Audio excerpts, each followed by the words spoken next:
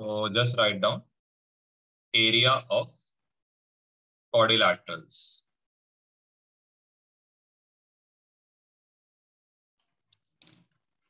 Okay.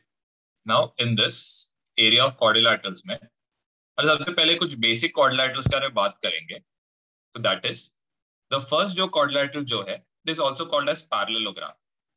ठीक है. अभी parallelogram का क्या स्पेशलिटी है तो जरा ध्यान देना.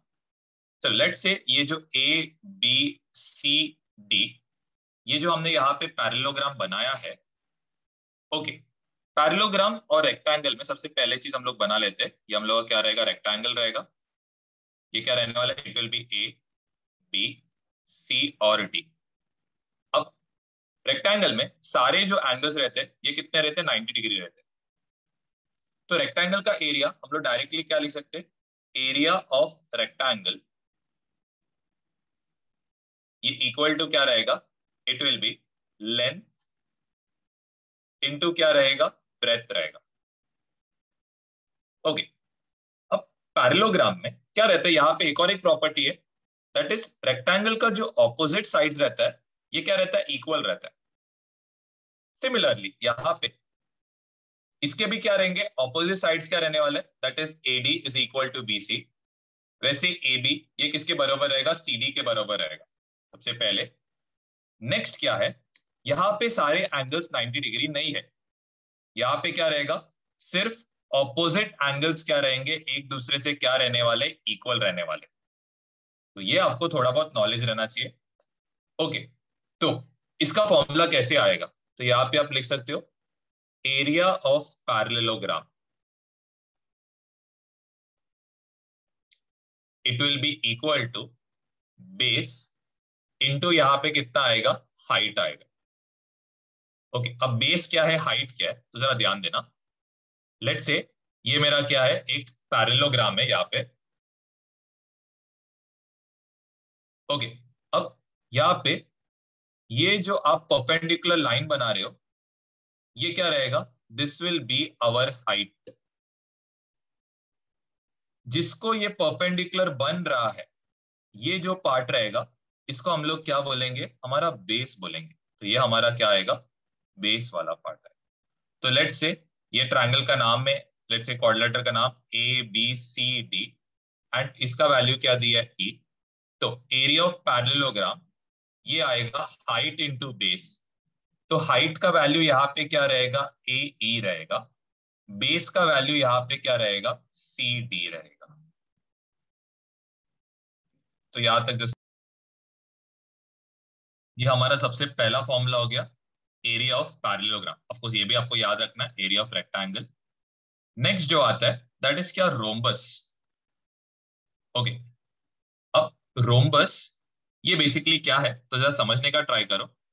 सबसे पहले रोम्बस समझने के पहले हमें पता रहना चाहिए स्क्वायर, और स्क्वायर के सारे प्रॉपर्टीज क्या है. चलो ये हम लोग क्या रहेगा, A, B, C और यहाँ पे क्या रहेगा, D. स्क्वायर में सारे जो एंगल्स रहेंगे ये कितना रहेगा, 90 डिग्री रहेगा सबसे फर्स्ट. सेकंड आप यहाँ पे क्या बोल सकते हो, इसके जो भी ऑपोजिट साइड्स रहेंगे साथ ही साथ सारे साइड्स क्या रहेंगे, इक्वल. स्क्वायर में याद रखना सारे साइड्स क्या रहेंगे, इक्वल रहेंगे. नेक्स्ट लेट्स से यहाँ पे हम लोग रोम्बस बना रहे, तो रोम्बस में भी क्या रहेगा, सारे साइड्स जो रहेंगे ये क्या आने वाले, इक्वल आने वाले. ओके. इसमें भी क्या रहेगा, पैरेललोग्राम जैसे सिर्फ ऑपोजिट एंगल्स क्या रहेगा, इक्वल रहेगा. ओके. और एक चीज है, स्क्वायर में जो डायगोनल्स रहते हैं ये क्या आता है, इक्वल लेंथ का आता है.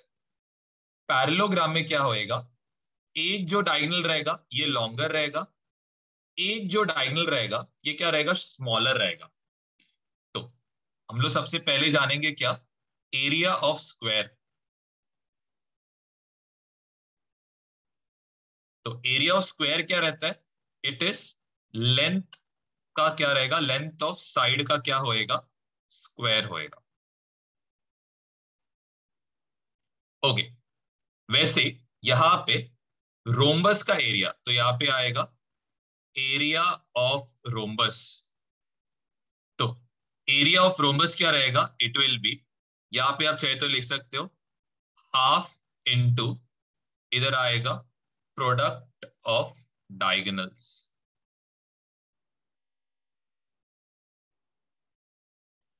अभी डायगोनल्स मतलब क्या और प्रोडक्ट का मतलब क्या है, यहाँ पे डायगोनल्स कौन रहेगा, एक डायगोनल आपका रहेगा बी डी, दूसरा डायगोनल आपका यहाँ पे रहने वाला है ए सी।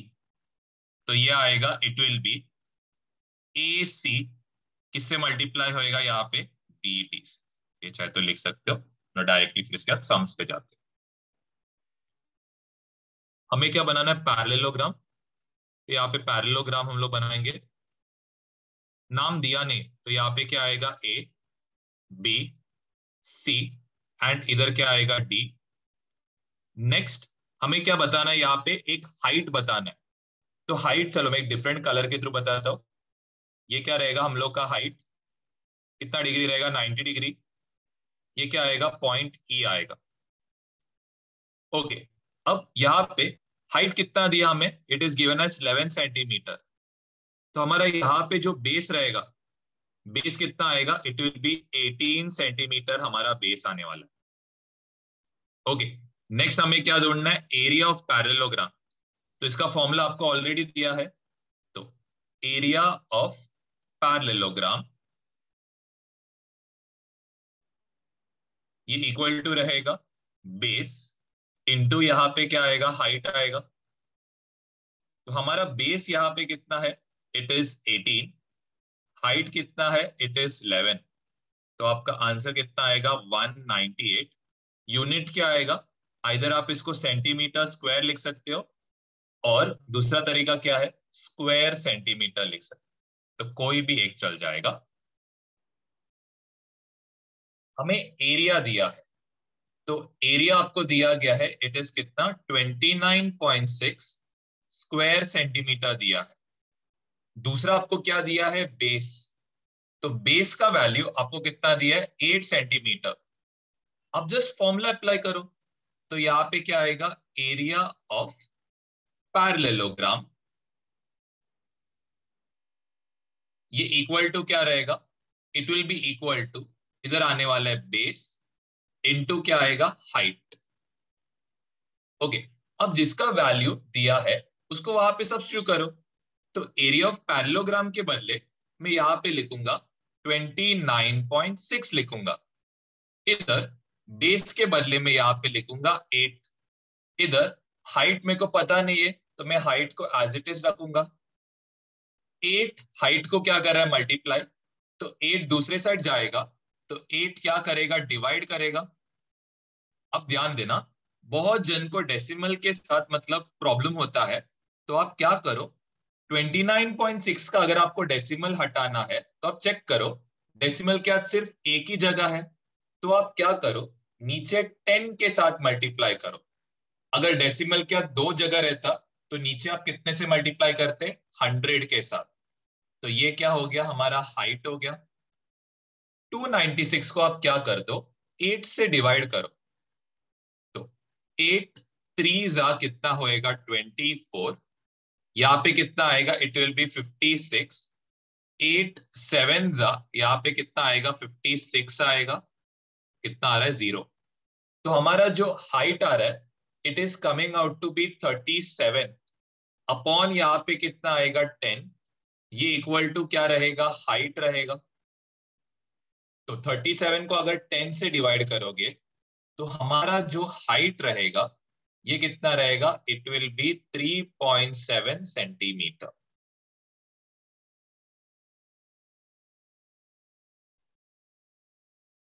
हमें थर्ड क्वेश्चन यहाँ पे दिया है।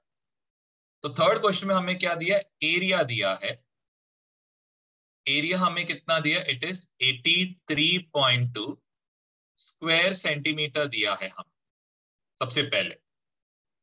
ओके, अब यहाँ पे हमें हाइट दिया है, हाइट इक्वल टू दिया है इट इज 6.4 सेंटीमीटर।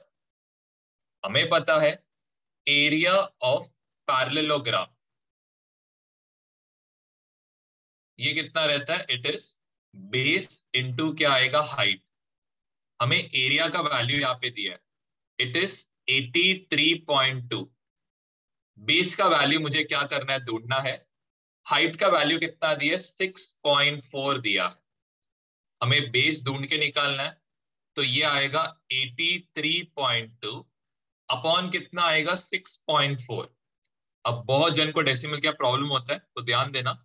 सबसे पहले आप क्या करो, 83.2 का डेसिमल हटाओ। तो 83.2 का डेसिमल हटाने मैं क्या करूंगा, नीचे 10 से मल्टीप्लाई करूंगा। नेक्स्ट मुझे 64 का डेसिमल हटाना है। तो 64 का अगर डेसिमल हटाना रहेगा तो मैं क्या करूंगा, 10 से ऊपर मल्टीप्लाई करूंगा। तो यहां से 10 और इधर से एक 10 क्या हो जाएगा, कैंसिल। चलो मैं एक्सपेक्ट करता हूँ किसी को 832 का फैक्टर नहीं पता रहेगा, लेकिन मेरे को 64 का पता है। 64 को मैं कैसे लिख सकता हूँ, 8 into 8 लिख सकता हूँ। तो ध्यान देना, यहाँ पे क्या आएगा, 832 आएगा। डिवाइड किससे करोगे, 8 से डिवाइड करो। 8 1 जा 8, नीचे क्या आएगा, 0 3। 8 0 जा 0, यहाँ पे नीचे क्या आएगा, 3 और 2। 8 4 जा कितना होएगा, 32। तो 8 से ये कैंसिल आउट होएगा तो हमें कितना मिल रहा है, 104। वापस हम लोग क्या करेंगे, 104 को डिवाइड करेंगे किससे, 8 से डिवाइड करेंगे। तो 8 1 जा कितना होएगा, 8। सबट्रैक्ट करोगे तो कितना आ रहा है, 24 आ रहा है। 8 3 जा कितना आ रहा है, 24। ये कितना आ रहा है, 0। तो ये और ये कैंसिल आउट करोगे तो आंसर कितना आ रहा है, 13। तो हमारा यहाँ पे बी का वैल्यू कितना आ रहा है, it is coming out to be 13 centimetre. कोई पार्ट में डाउट रहेगा तो आप पूछ सकते हैं। सबसे फर्स्ट एक रोम्बस दिखेगा कैसे, चलो एक रोम्बस मैं इधर बना लेता हूँ। चल इसका मुझे नाम नहीं पता है तो मैं नाम भी देता हूँ इसको। यहाँ पे आएगा ए बी सी, इधर क्या आएगा डी। मुझे डायगोनल चाहिए, एक जो डायगोनल रहेगा ये क्या रहेगा, बी डी। दूसरा जो डायगोनल रहेगा ये क्या आने वाला है, ए सी। यहां तक भी हमने सब कर लिया है। अब मेरे को ढूंढना है एरिया। तो एरिया ऑफ रोम्बस ये इक्वल टू क्या रहता है, it is equal to half into यहाँ पे क्या आएगा, it will be product of, यहाँ पे क्या आएगा, डायगोनल्स। तो ये क्या आएगा, डायगोनल्स का क्या रहेगा, प्रोडक्ट रहेगा। एरिया ऑफ रोम्बस हमें ढूंढना है। ओके, हाफ इंटू प्रोडक्ट का क्या मतलब रहता है, दो डायगोनल्स का लेंथ को हमें क्या करना है, मल्टीप्लाई करना है। तो एक डायगोनल का लेंथ लेट्स से एसी, इसका आपको वैल्यू दे कितना है, 15 है। दूसरा डायगोनल का लेंथ दैट इज बीडी, इसका वैल्यू कितना दिया,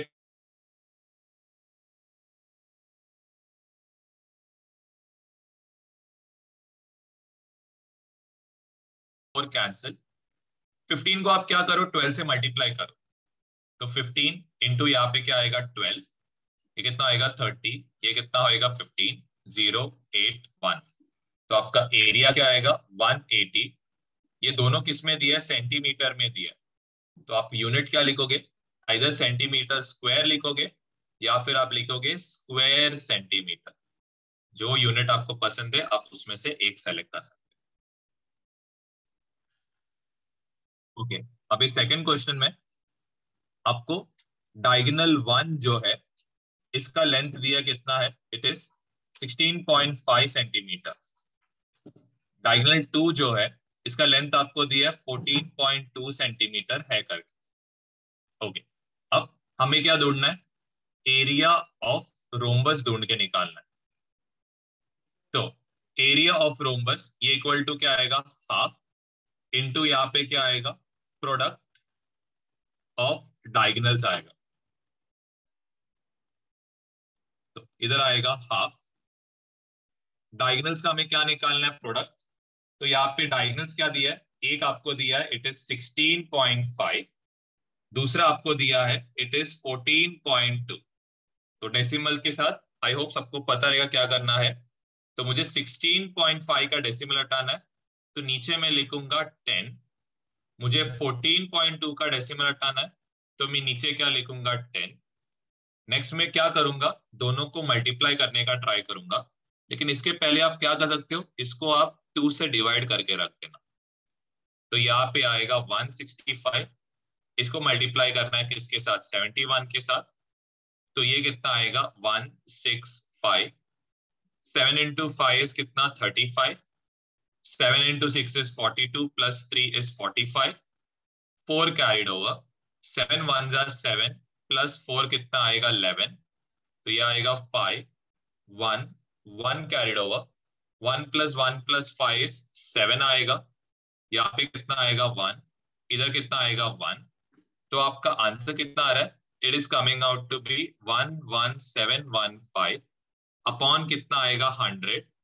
तो यहाँ पे डेसिमल के बाद क्या आएगा, 2 डिजिट आएगा। तो आपका आंसर कितना आएगा 117 पॉइंट कितना आएगा 15। यूनिट क्या आएगा सेंटीमीटर स्क्वायर, या फिर आप यूज कर सकते हो स्क्वायर सेंटीमीटर। ओके, अब हमें क्या दिया सबसे फर्स्ट, चलो ये हम लोगों को नाम नहीं दिया तो इसका नाम लिखेंगे ABCD। ये क्या रहेगा, हम लोग का रोम्बस रहेगा। अब ध्यान दो, ये थोड़ा इंपॉर्टेंट क्वेश्चन है। अभी यहाँ पे डायरेक्टली आप वैल्यू सब्स्टिट्यूट करके नहीं कर सकते, आपको सिर्फ लेंथ ऑफ वन डायगोनल दिया है कि डायगोनल का लेंथ कितना है, ये 48 दिया है। चलो मैं इधर लिखता हूँ, BD इक्वल टू क्या है 48। ओके ध्यान देना, हमें यहाँ पे क्या दिया है, पेरीमीटर दिया है। किसका पेरीमीटर दिया है, पेरीमीटर ऑफ रोम्बस। ओके, तो पेरीमीटर ऑफ रोम्बस आपको कितना दिया, इट इज 100। और ये क्या दिया सेंटीमीटर। पेरीमीटर का सबसे पहले मतलब समझते हैं। पेरीमीटर का मतलब क्या है, अब AB का जो लेंथ है, इसको किसी से ऐड कर रहे हो, BC के लेंथ के साथ ऐड कर रहे हो, इसको ऐड कर रहे हो CD के लेंथ के साथ, इसको ऐड कर रहे हो AD के लेंथ के साथ। वापस समझा तो पेरीमीटर क्या है, अब सारे जो लेंथ है AB plus BC plus CD plus AD, इन सबको आप क्या कर रहे हो, ऐड कर रहे हो। अब एक चीज हमें पता है क्या, रोम्बस के जो सारे साइड्स रहते हैं ना, ये सारे साइड्स क्या इक्वल है, सब साइड्स इक्वल है, क्योंकि रोम्बस क्या है बेसिकली एक टेढ़ा स्क्वायर है। यहाँ पे सारे साइड्स इक्वल लेंगे, तो यहाँ पे मैं क्या लिखूंगा 4 इंटू यहाँ पे क्या आएगा लेंथ, ये इक्वल टू क्या रहेगा 100 सेंटीमीटर रहेगा। तो हमारा जो लेंथ रहेगा ये इक्वल टू क्या आएगा, it will B 100 divided by 4। 100 को 4 से डिवाइड करोगे तो यहाँ पे कितना आएगा, इट विल बी 25 सेंटीमीटर। इसका मतलब लेंथ एक साइड का, लेट्स से AB का जो लेंथ रहेगा ये कितना आएगा 25 आएगा। अब ध्यान दो, अब सबसे इंपॉर्टेंट पार्ट है ये वाला सम का, ध्यान देना।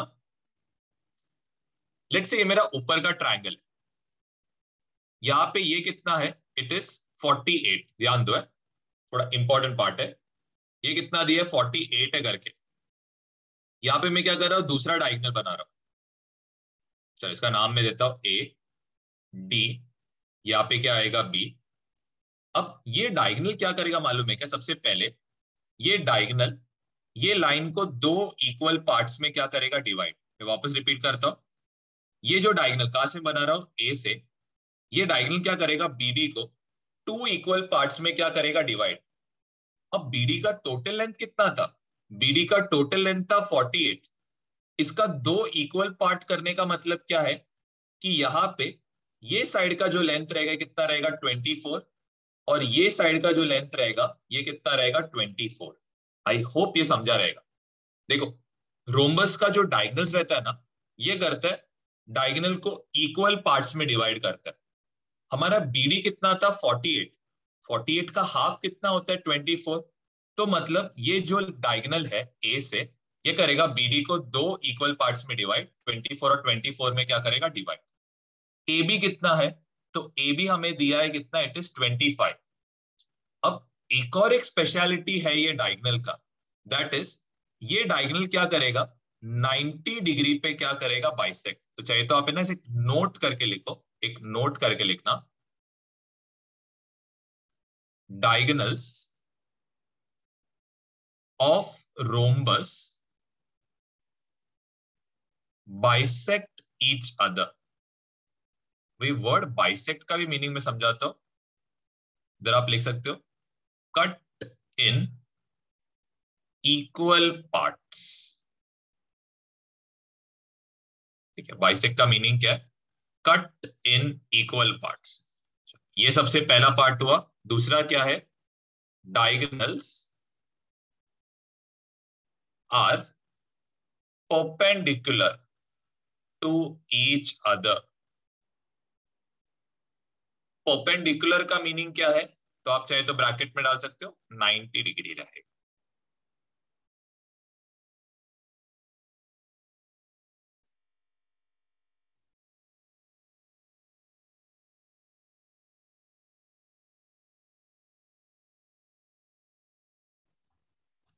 ठीक है, ध्यान देना। इसका क्या मतलब रहेगा?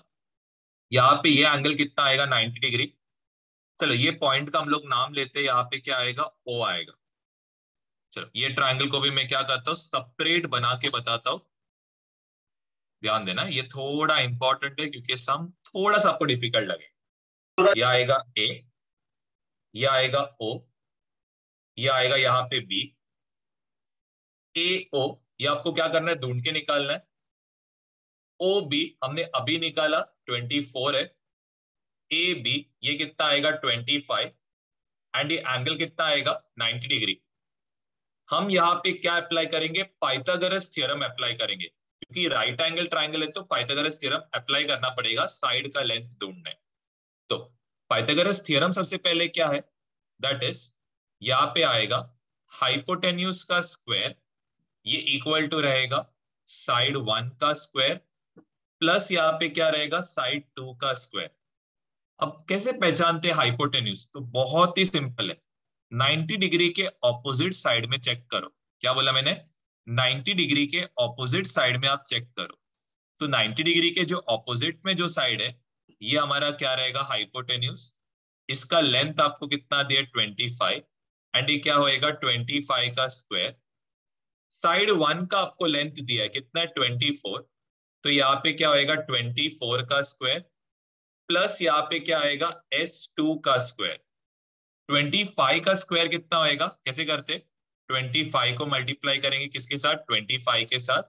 तो आंसर कितना आता है? It comes out to be 625। चलो ये लिखा। वैसे 24 का स्क्वायर करना है तो 24 को मल्टीप्लाई करोगे 24 के साथ, तो आंसर कितना आएगा? 576। तो इधर कितना आएगा? 576। ये इक्वल टू क्या रहेगा? सॉरी, आएगा प्लस।